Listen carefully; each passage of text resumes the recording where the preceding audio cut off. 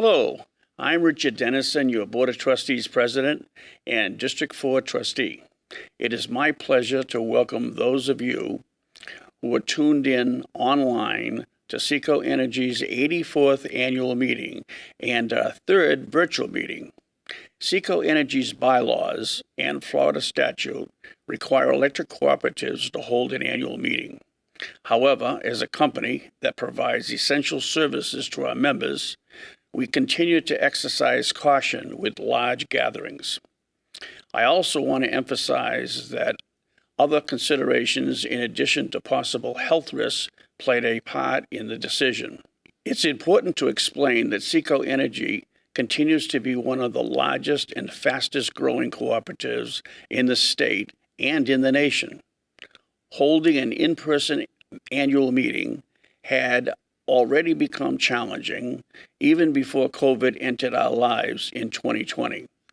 The costs, logistics, and the risk of inviting 500,000 guests to a SECO Energy headquarters venue that only accommodates a maximum of 10,000 people also drives our decisions. The health and safety of our members, employees, and the public are our highest priority. Thank you to the online viewers for understanding that and for joining us virtually to take part in the co-op's business model. At this time, I am calling the virtual annual meeting to order. I am also officially closing our voting platform so the annual meeting votes can be tallied, and as important, the prize winners can be randomly selected. Winners will be announced at the end of today's webcast, so please stay tuned. Now I'd like to ask our Board of Trustees, Vice President Jerry Anderson, to lead us in the Pledge and National Anthem. Thank you, President Dennison, for welcoming the virtual crowd this afternoon. I'd like to invite those of you at home to join me in the Pledge of Allegiance. After the pledge, you'll hear from Tim Wallace, SECO Energy Manager of Consumer Billing and Accounting, sing the National Anthem in our All-American Annual Meeting video.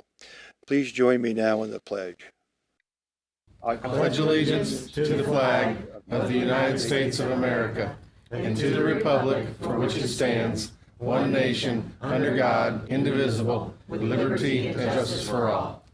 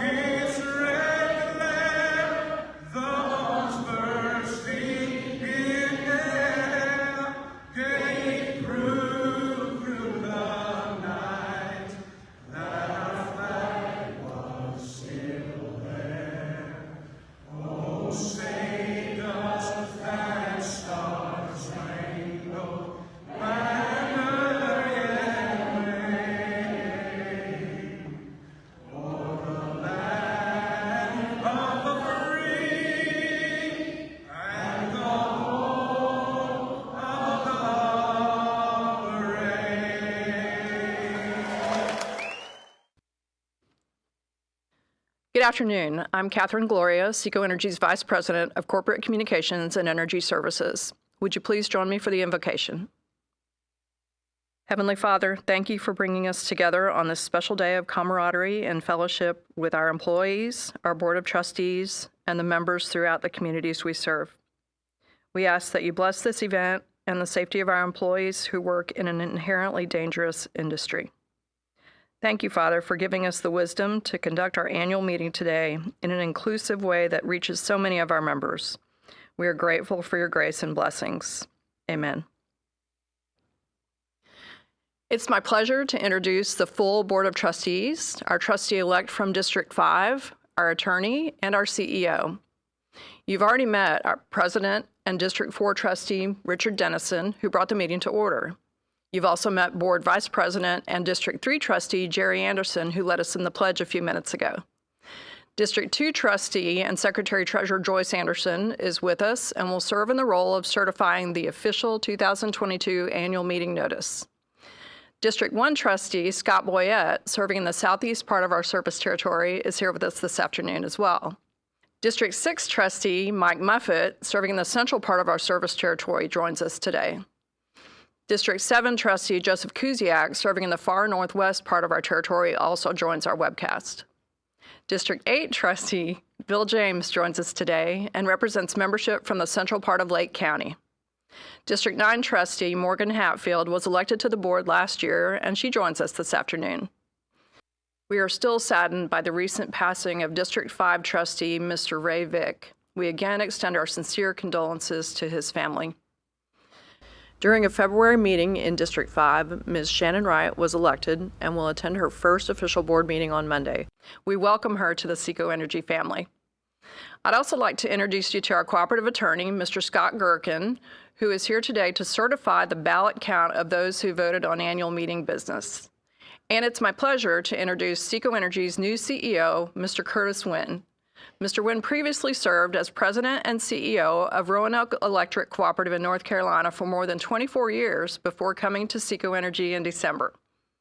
You'll learn more about Mr. Wynn from Mr. Dennison as he returns to the podium to provide the Board of Trustees President's report. Mr. Dennison? Thank you, Catherine. The next order of business is the appointment of a recording secretary for the meeting. I would like to appoint Ms. Nora Brown, Executive Administrator for the CEO and the Board of Trustees. I will now call on Mrs. Joyce Anderson, Secretary-Treasurer, for certification of the official annual meeting notice. Hi, I'm Joyce Anderson, Secretary-Treasurer and District 2 Trustee. I hereby certify that the official 2022 annual meeting notice was mailed timely to all members of record per the terms of the bylaws.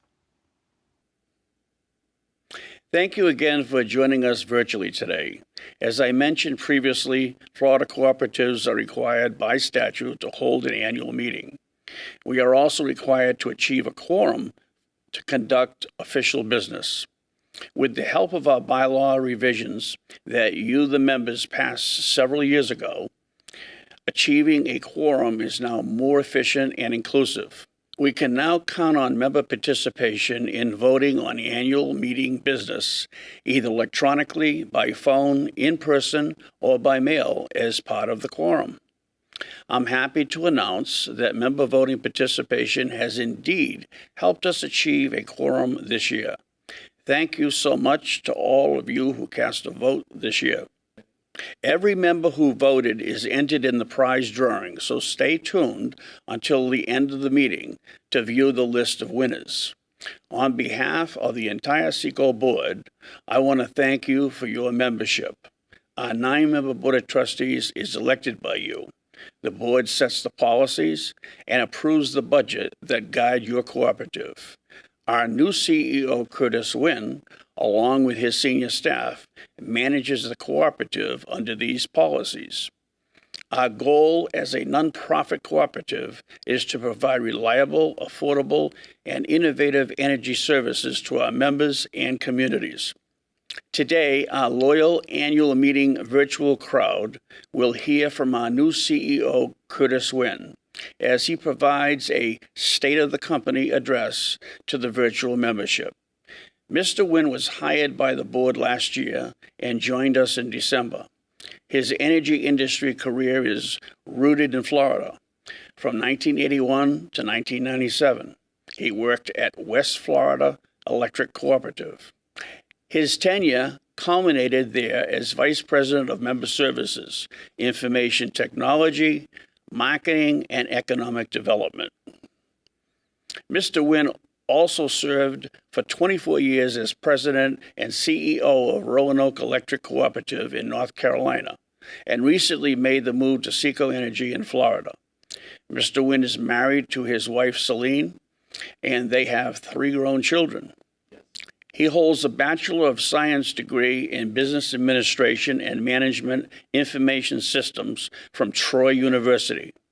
With a cooperative career that spans almost 42 years, Mr. Wynn's resume reflects a long list of awards and accomplishments showing a history of supporting creative solutions that are turning the challenges of the energy industry evolution into major opportunities.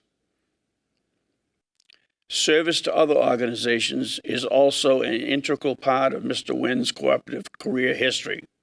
He serves or has served on a variety of boards, including immediate past board president of the National Rural Electric Cooperatives Association, past president, vice president, and secretary-treasurer of North Carolina Electric Membership Cooperative, board member, North Carolina's Association of Electric Cooperatives, board member of Meridian Cooperative, formerly Southeastern Data Corporation, SEDC, and past nominating committee member, CoBank.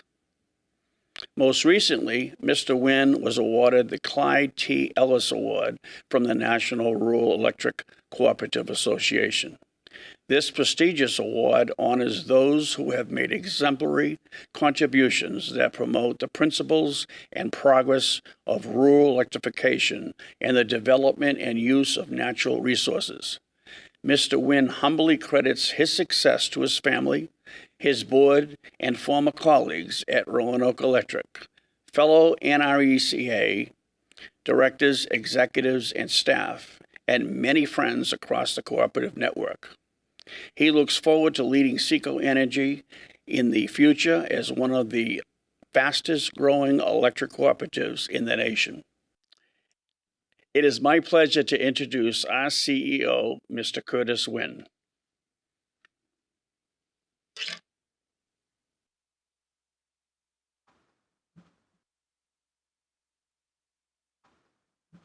Thank you, Mr. Dennison, for that humbling introduction and for your role as president in assembling the entire Board of Trustees for today's important event that is a critical part of cooperative governance. Member participation, however, is the most important component of the not-for-profit business model, and I am honored to be joined by so many members today and to reach such a broad portion of our membership base virtually.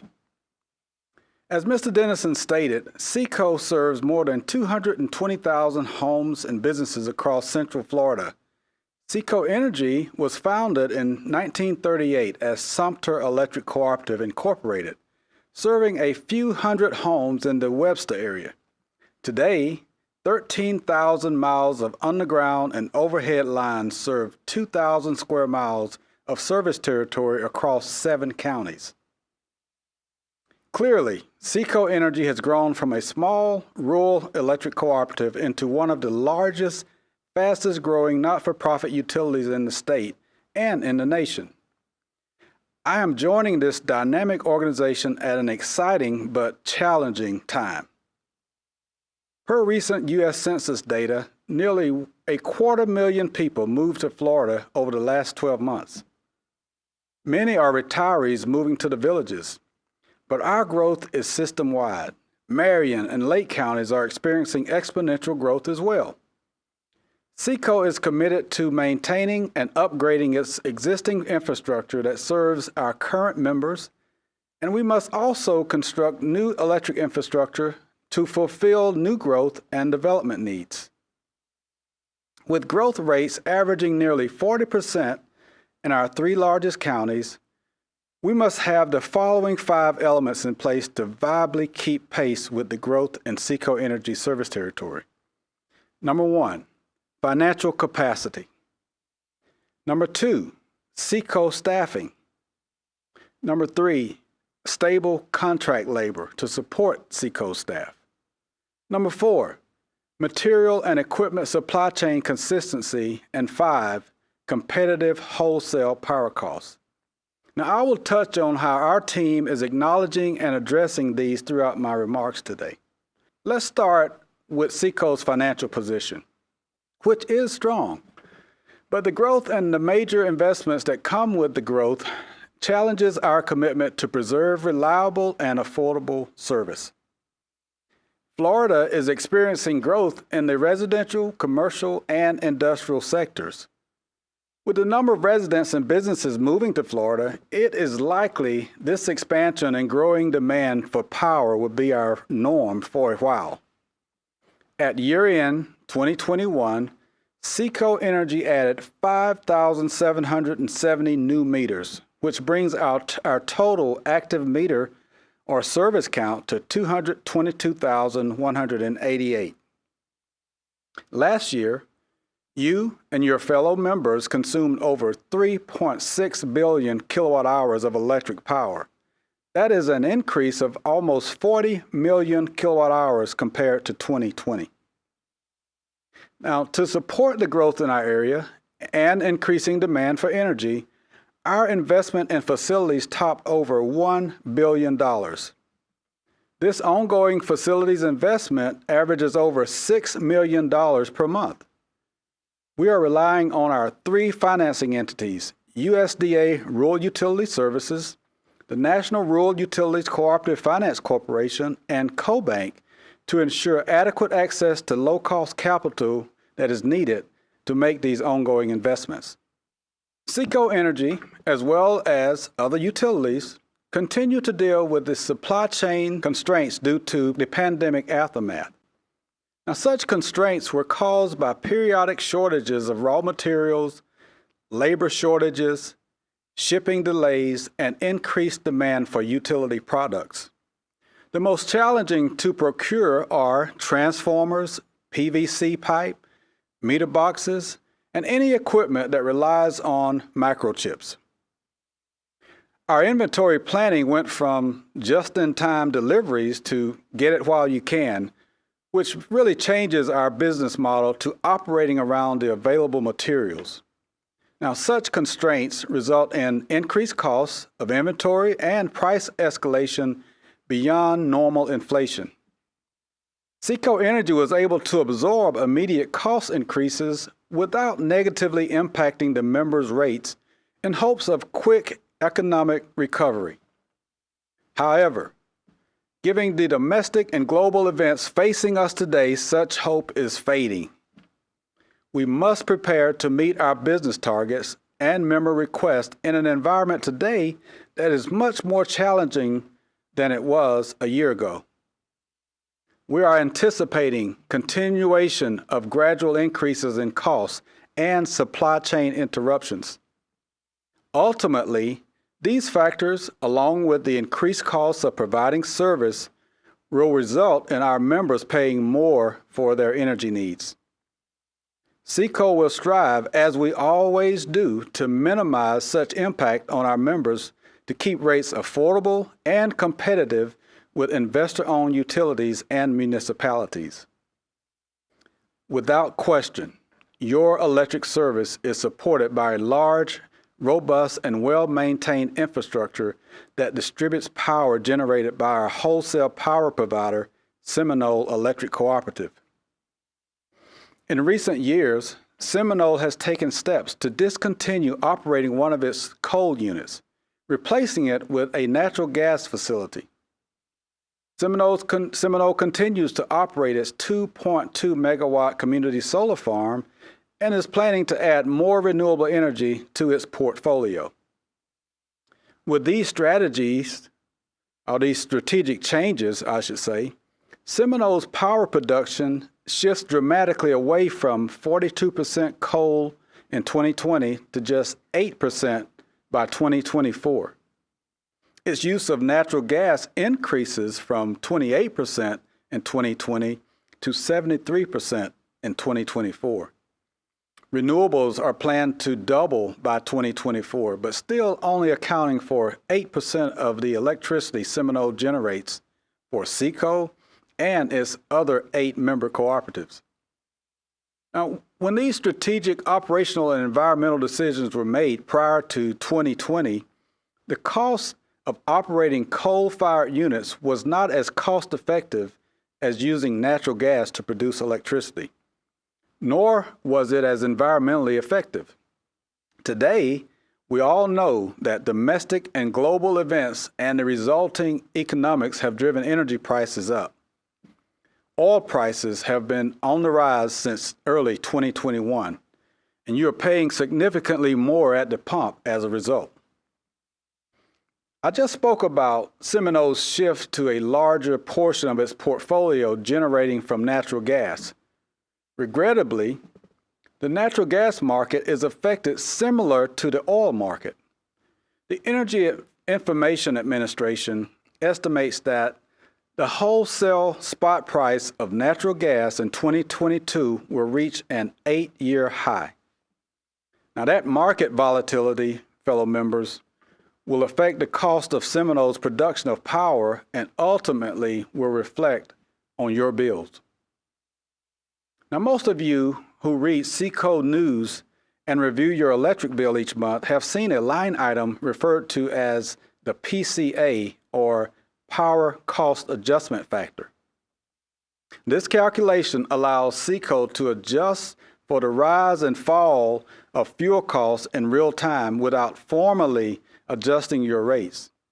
This is a common utility practice, and it prevents the over or under collection of funds from members.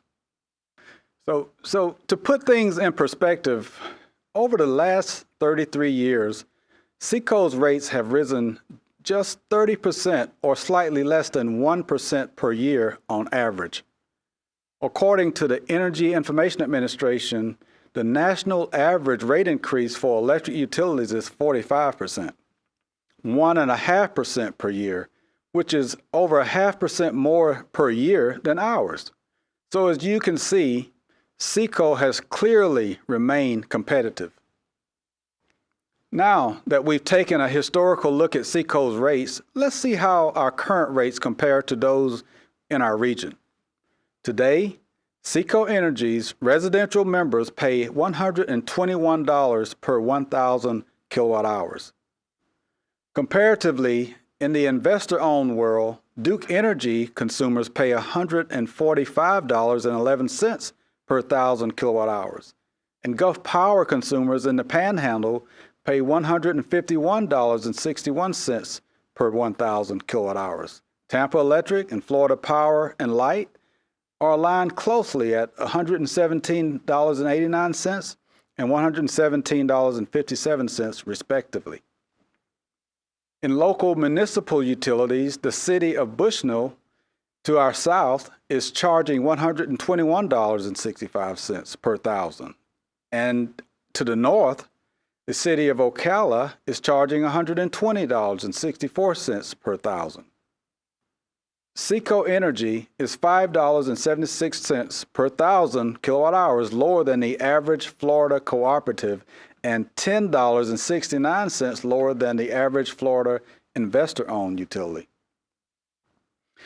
Moving into the future and understanding the supply chain and labor issues, my staff and I have recommended, and your board of trustees has approved, to take steps to embrace technology that will save money and improve service reliability over time.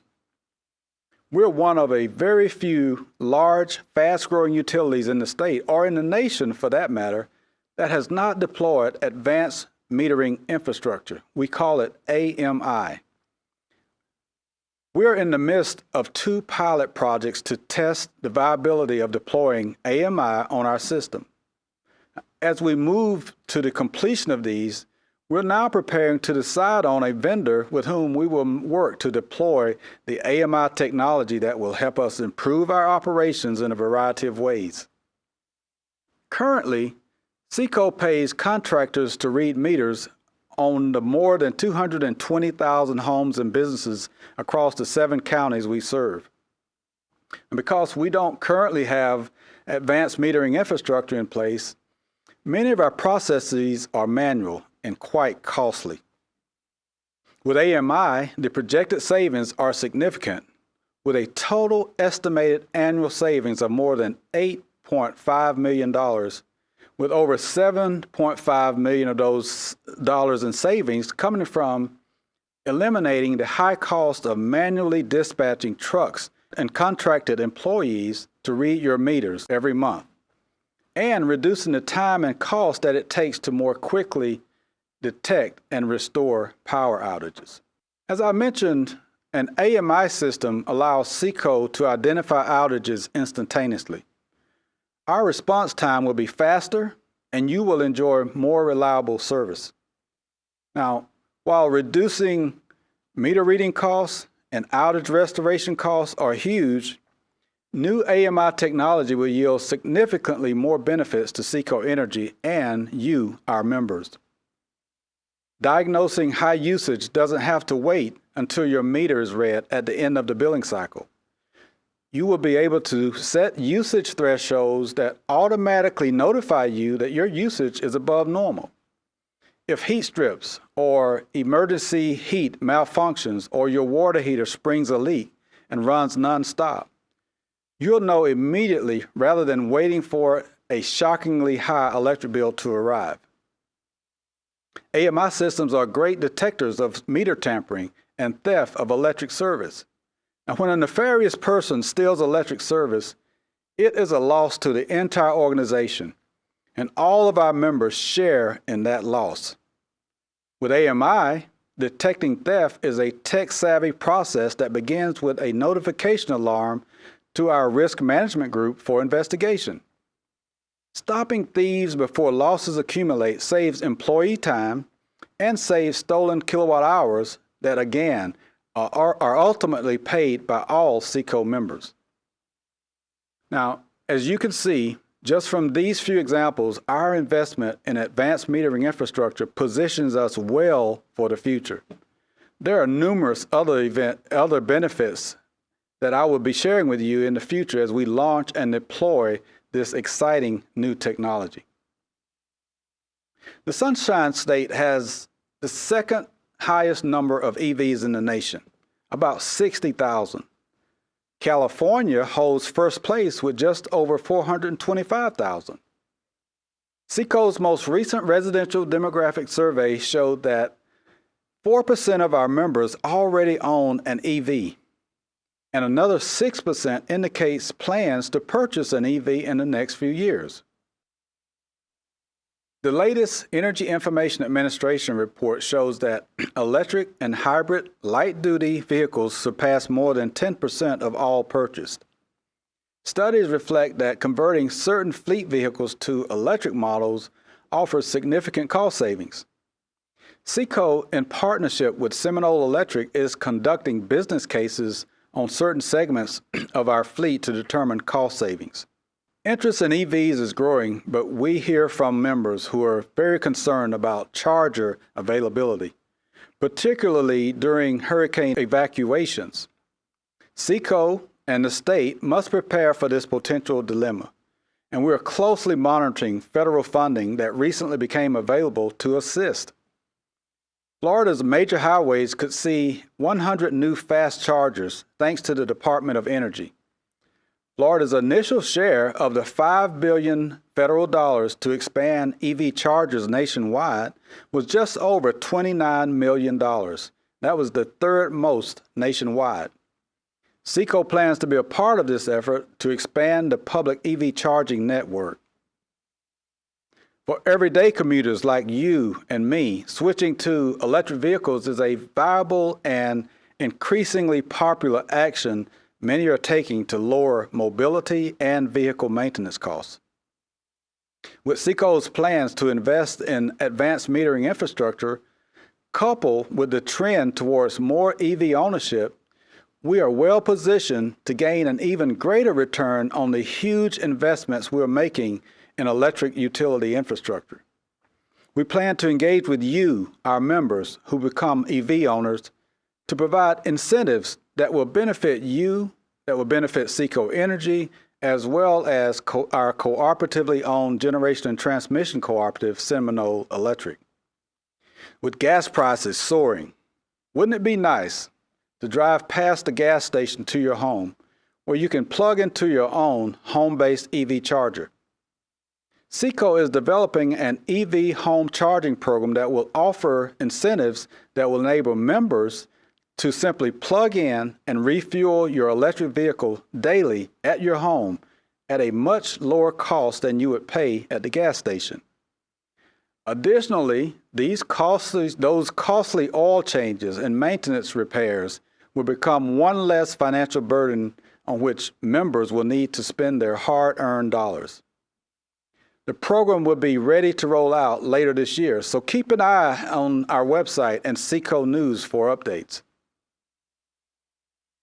Now, if you're thinking of making the switch, do your research at secoenergy.com.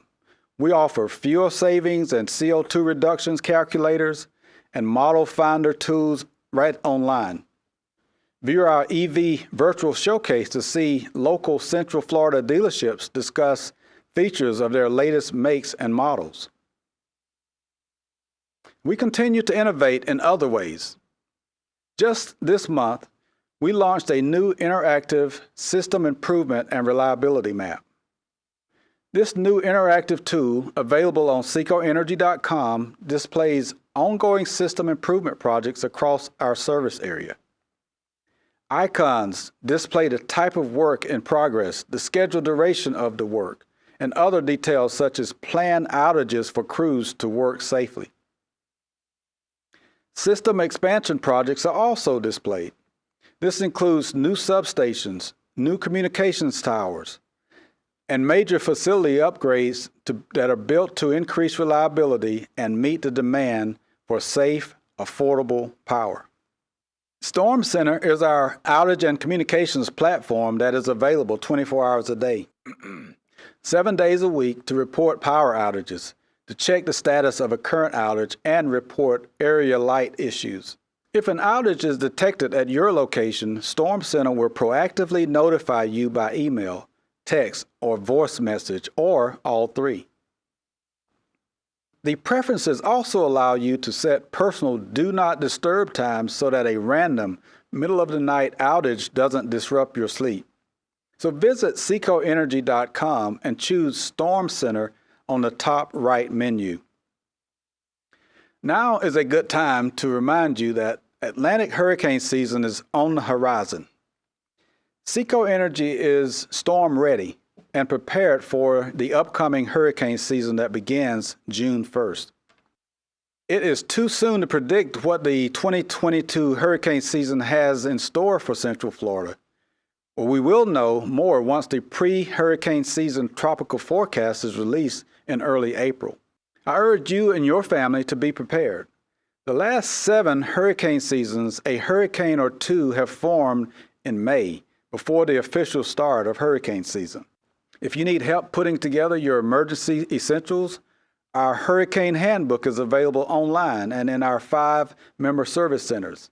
Supplies sell out quickly when a storm threatens our area, so prepare your emergency supplies and essentials early.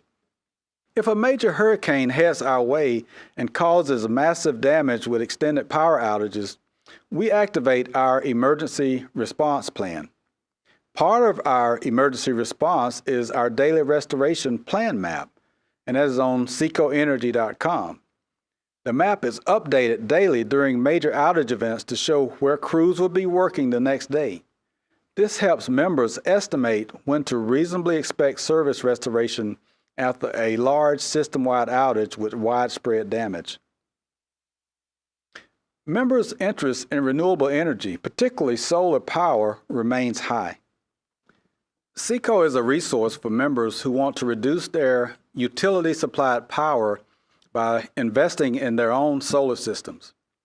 However, our net metering approach doesn't subsidize solar investors at the expense of the members who don't feel that solar is a viable financial investment. SECO has more customer-owned installations in our service territory than any other co-op or municipal utility in the state, except for Jacksonville Electric Authority. Currently, about 3,000 members have invested in solar and are interconnected with SECO's electric system. We have redesigned and expanded the solar section of our website that includes interactive technical resources and solar facts. If you're interested, begin your research at secoenergy.com.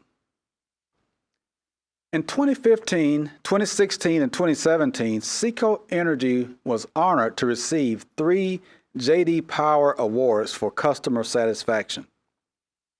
In the 2021 J.D. Power study, SECO ranked third among cooperatives and fifth in the nation among 140 utilities surveyed. Our overall 2021 score was 814.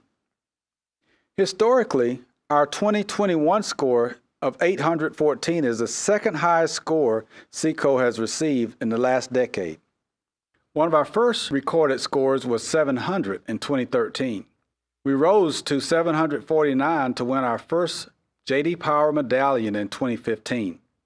In 2016, our winning score was 769, and the 2017 winning score was 789. Now, from a Florida perspective, it's important to know that SECO's 814 score is the highest behind Clay Electric's 816 score. Florida Power and Light dropped to 797. TECO scored 766. Duke Energy, Florida, dropped to 764. Another measure of member satisfaction is the American Customer Satisfaction Index, or ACSI. We were proud to learn that SECO once again scored remarkably well. Members who were surveyed rated SECO with a customer satisfaction score of 91. SECO's 91 score shows that your electric cooperative is both a state and national frontrunner when compared to investor-owned and municipal utilities, as well as our cooperative peers. The average ACSI score for an energy industry utility is 72. Nationally, cooperative utilities average 73, while investor-owned utilities average 72, and municipal utilities average 71. Our ACSI score, aligned with our J.D. Power scores, are important because they indicate that SECO members are happy with the service we provide every day. And we take that very seriously. The Board of Trustees was introduced earlier, and I want to take a moment to recognize your SECO board for their service to our cooperative. Thank you, board, for your commitment to the membership. I also want to acknowledge and welcome the new District 5 trustee-elect, Shannon Wright, who will officially begin her role after this meeting. I'd like to recognize the senior staff who oversee SECO's day-to-day operations that result in our outstanding operating and financial results. During the member engagement, question and answer portion of today's meeting, they will assist me with answering questions. Nora Brown is our executive administrator for the CEO and the board. She is responsible for keeping us running like a well-oiled machine. Catherine Gloria is our vice president of corporate communications and energy services. And Jean Kanikovsky is our chief financial officer. John LaSelva is our vice president of operations. Greg Morrell is our vice president of corporate services and human resources. New on our team is Tracy DeLemos, our deputy general counsel. And last but not least is Mike White, who is our vice president of engineering. I'm grateful for the team's contributions to our mission and core values and their unwavering support of me, your new CEO. Ultimately, we could not serve the membership base at this level of exceptional satisfaction without the 400+ SECO Energy employees. They are the lifeblood of our cooperative, and in the short time that I've been with SECO Energy, I've been totally impressed by their level of camaraderie, their teamwork, and commitment to serving our members and communities in a safe and professional manner. In closing, I want to thank you for tuning in to our 84th annual meeting today, my first with SECO Energy. I'm also grateful for all who voted on annual meeting business this year. Remember, every member who voted is eligible to win one of 100 prizes. Stay tuned to read the list of winners. The list will also be posted on our website. Now, I'd like to reintroduce our Cooperative General Counsel, Scott Gherkin, who has reviewed the voting results of the ballots cast by members who voted on the 2021 annual meeting minutes? Scott? Thank you, Mr. Wynn. Several years ago, a bylaws revision was recommended by the Board of Trustees and approved by a majority of voting members to give SECO Energy the flexibility to conduct electronic and by-mail voting on annual meeting business matters such as approval of bylaw revisions, articles of incorporation updates, and approval of the previous year's annual meeting minutes. This year, the only annual meeting business placed before the membership through the official 2022 annual meeting notice is the approval of the previous year's annual meeting minutes. As the cooperative's attorney, I am here today to certify those voting results. Voting was closed at 4:30 as the meeting began today by President Dennison. The votes counted were received prior to that 4:30 p.m. stated deadline and submitted in accordance with our bylaws and procedures adopted by your board. The member votes for approving the 2021 annual meeting minutes are as follows. 8,635 voted yes, 39 voted no, and 278 abstained. Total votes cast are 8,952. The 2021 annual meeting minutes are clearly approved by your membership. Thank you to all who voted and played a part in the cooperative's democratic process. All members who cast a ballot are entered in a drawing for one of 100 prizes that will be announced after the adjournment of the meeting and published on secoenergy.com. Moving on from old business to new business, this is a traditional part of the annual meeting agenda that takes us into the member engagement portion of the meeting for the question and answer session. So I'll turn the podium back over to Mr. Wynn. Thank you, Attorney Gerken. I appreciate that. Florida statute from the 1930s contains a provision required in annual meetings called old business or new business. A more dynamic name for that section of the meeting emerged a few years ago, and we refer to it as the Member Engagement Panel. Now, as you saw earlier this afternoon, a panel of member services and communications employees are manning our special phone line, and that number is 352-329-MEET, or 352-329-6228. Our email address is seco2022am@secoenergy.com. And of course, also our social media platforms. Now, we have been receiving questions and comments all afternoon, and I understand we're ready to start responding. And I've got some questions already here, ready to go. And our first question comes from a member, Anthony Hicks from Leesburg.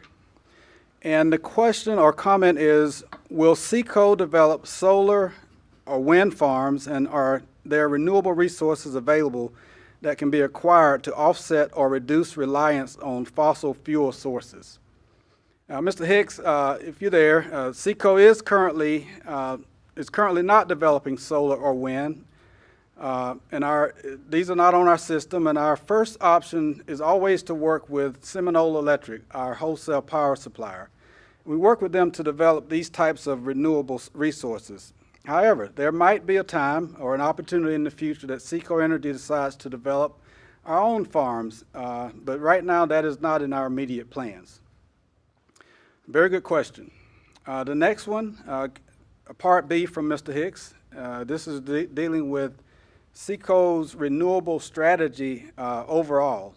And this question is also supported by another member from the Villages, Mr. Stephen Hendrickson. And generally, the question is, what is SECO Energy's strategy for expanding renewable resources and getting away from fossil fuels and being dependent on those types of energy supplies? And to both of you gentlemen, let me just share with you that SECO is working closely with our again, our generation and transmission cooperative, Seminole, to develop what I would describe as a multi-pronged strategy that involves, first of all, more efficiently utilizing our existing resources that are non-renewable resources. And this is at our distribution level. This requires technology. You heard me refer to this earlier about advanced metering infrastructure. That is important to be able to make that transition to renewables. This is a multi-million-dollar investment that will result in a number of efficiencies, and some that I've already mentioned, these will lead to this transition that I was talking about. So we're really excited about the return that we will receive on this major investment in the AMI infrastructure that will lead us to a cleaner use of resources. The second part of that strategy is ensuring that we do not lose sight of the members' demand for reliable power. I think reliability is at the top of our list of priorities, as you know, and these technological advances that are needed to maintain reliability and make the shift to renewables are just not there yet. We're as cooperatives at the front, at the leading edge, as we're trying different things to become a more sustainable utility, but we are having to wait until the technology catches up. So we're in many cases ahead of the technology. I have another question. The next one really actually deals with electric vehicles, and you heard us refer to electric vehicles in the earlier remarks, and Mr. John Wirtz from Ocala. The question is, what is SECO doing to reduce its carbon footprint? And what is SECO doing to encourage its customer base to reduce pollution, like providing incentives to purchase and accommodate electric vehicles? We gave some pretty detailed remarks just a few minutes ago about this, but Mr. Wirtz, we are very much proponents of electric vehicles, and we are developing programs to support greater adoption of electric vehicles. And we also are very much in favor of those vehicles being charged at home during times when SECO has excess capacity to be able to charge those electric vehicles. And as a matter of fact, your question sort of segues into another question presented by Mr. David Spratz. Mr. Spratz from the Villages, and his question actually helps me answer your question. And the first is, would we at SECO consider putting in a public EV charging station at our headquarters? And the short answer to that is that yes, that is something that we would consider. He also went on to ask the question of whether or not we would consider an off-peak rate that at a reduced rate for EV charging. And would this off-peak rate be available to help our members financially and shift some of their electrical demand to lower peak loads? Lower off-peak rates give members an extra incentive to purchase an EV, and they will charge their cars at home. We need your help. Our country needs to reduce our dependence on foreign oil in any way we can. And I can't answer it any better than you did. You did a great job of helping me answer the previous question, and that's something we're certainly working on. The next question is also related to electric vehicles, and this one is sort of a hypothetical question, and it asks us, first it states that there is a push going on for people to switch to electric vehicles. Making the assumption that 95% of SECO's members own an EV and charge them at the same time, would we at SECO be able to provide the power needed to handle that? Well, Mr. Monat, that is why we need our members to be engaged with us and to be involved with our effort to deploy more electric vehicles. As a matter of fact, we feel that it's very unlikely, and we don't anticipate that happening simply because of the diverse nature of the way we live our lives. In some areas of our system, this unlikely scenario would cause us to exceed our capacity, and then in other areas, we don't think that would be a problem. But just keep in mind, over the 80 years 80 plus years that SECO has been in business, this has never happened with other types of appliances. So our team will continue to proactively engage with our members and hopefully make it convenient and cost-effective for our members to charge their vehicles during off-peak hours, as Mr. Spratt suggested in his question and comments. So a very good question, and we're glad you asked that. The next question is around net metering. Actually, we have a couple of questions. The first one is, does SECO support customer use of solar generation and net metering, net meter billing? I think obviously from the presentation that answer is yes, we do. As it relates to net metering, let me first explain the concept of net metering for those who may not be as familiar with it. And net metering simply is a way that SECO will allow our members who connect to any approved solar panels at their home to not only buy electricity from us, but they can also sell electricity to SECO. Now, SECO has chosen to serve in this capacity as a trusted energy provider and advisor. And we do provide guidance, as you heard earlier, on our website, on secoenergy.com. We have a frequently asked question page. And we also offer support and help for anyone who needs it by way of our energy advisors, who are available to help the members to make informed decisions about investing in solar. And if members decide to invest in solar, we're happy to establish an interconnection agreement between us and the member. The next question is really more around the interconnection agreement itself. And this came from Mr. Tim Seaman. And it reads, there needs to be improvement in the net meter credits afforded to customers with solar systems. Currently, SECO reimburses roughly 79 cents per dollar of power produced. And this is lacking, and I encourage the board to move toward a retail reimbursement. It is the one thing to encourage members to install green alternative, but clearly that encouragement is designed to benefit SECO, not the member. This one is a little bit confusing, and I want to try to break it down really quick just to help everybody understand how this works. So when a member generates electricity from their solar panels, it basically reduces the amount of energy that that member would purchase from SECO. And that in itself lowers the member's monthly bill. And this really occurs on a one-to-one basis as was described earlier. And that is at full retail rate. Now, however, there are times that the member's solar panels will produce more energy than SECO or than they need, the member needs in their home. And that excess power is in fact sold back to SECO. Again, it lowers the member's monthly bill, but however, the purchase power is at a rate that is equivalent to what we pay at SECO to others, such as Seminole Electric, when we purchase electricity. So in those circumstances, if we were to provide a one-to-one credit for electricity purchases from members who own solar, that would require that we would have to spread those costs necessary to maintain our poles, our wires, and other equipment needed for uninterrupted power to other SECO members who do not have solar. And we can't do that.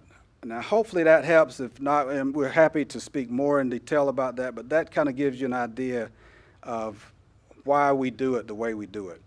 Do we have any other questions that have come from the back? I think we still have some coming in. Thank you, Amanda.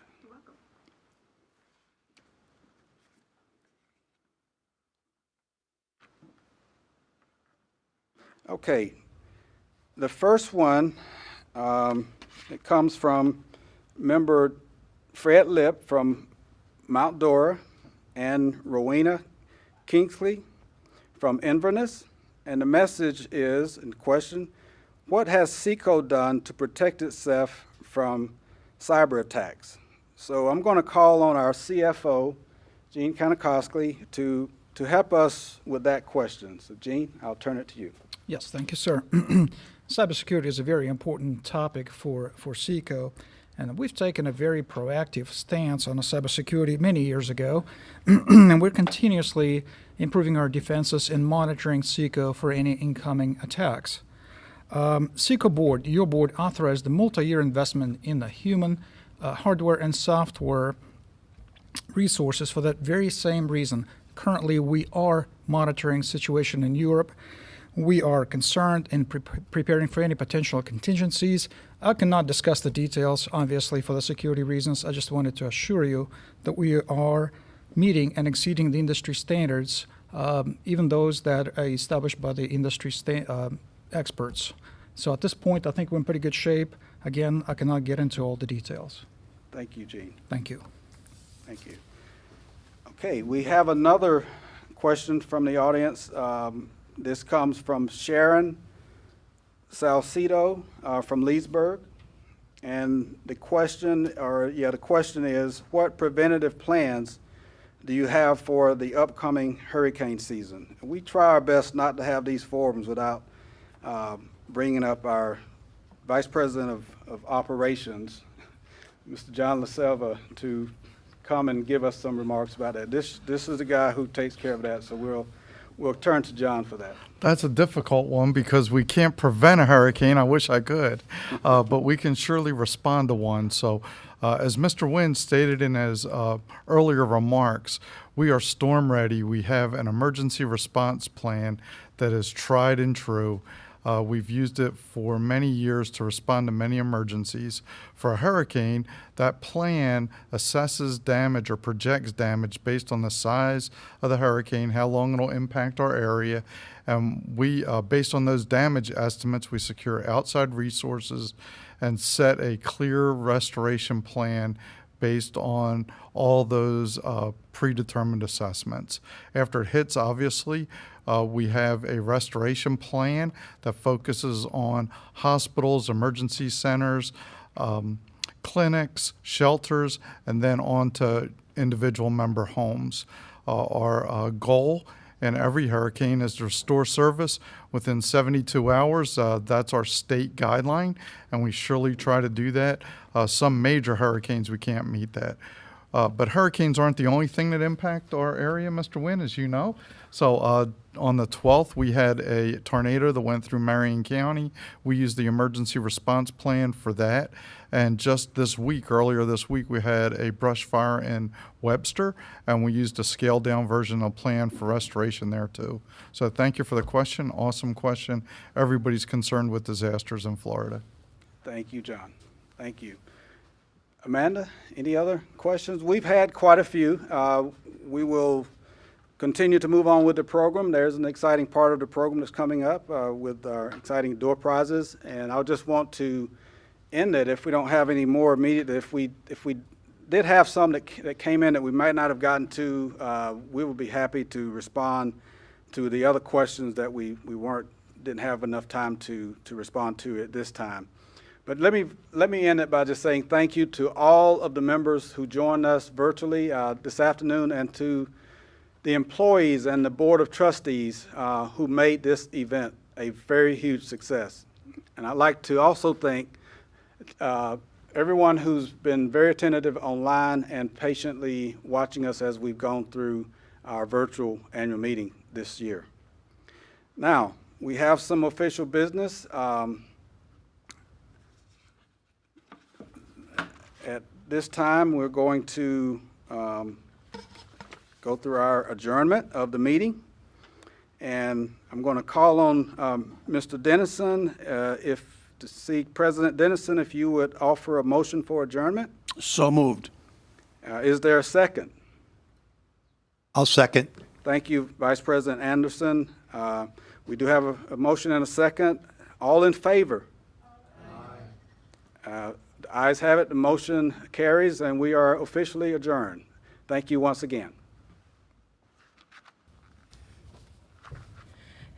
Good afternoon. I'm Amanda Richardson, Corporate Communications and Energy Services Manager.